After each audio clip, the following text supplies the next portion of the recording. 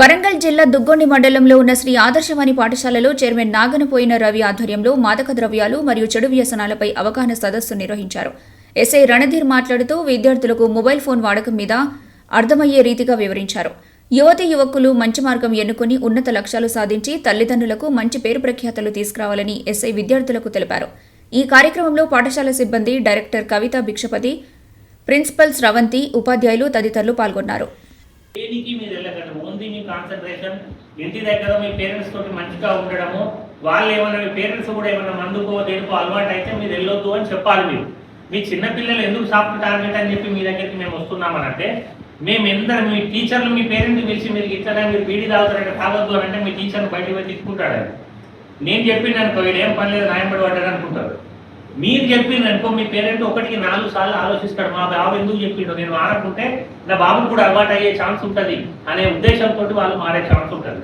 So కాబట్టి మేము ఇలాంటి ఏ అవేర్నెస్ ప్రోగ్రామ్లు కూడా పర్టికులర్గా మీ దగ్గరకు వచ్చి మేము ఇన్ఫర్మేషన్ రిలీజ్ చేస్తున్నాము అని అంటే, మనకున్న జనాభాను బట్టి ఇట్లా ఎన్ఫోర్స్మెంట్ ఏజెన్సీలు చాలా నిరోధక ప్రతిజ్ఞ.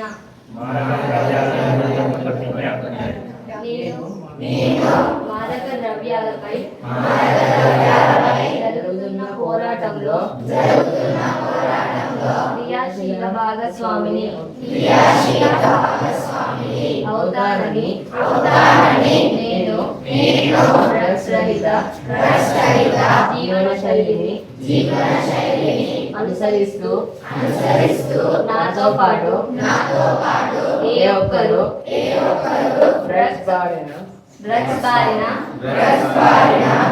పడకుండా ఉండడానికి కృషి చేస్తానని డ్రగ్స్ అమ్మకం, కొనుగోలు మరియు అక్రమ రవాణా చేసే వ్యక్తుల సమాచారాన్ని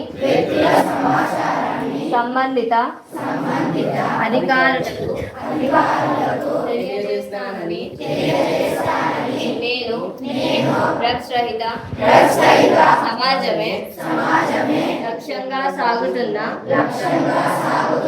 తెలంగాణ ప్రభుత్వ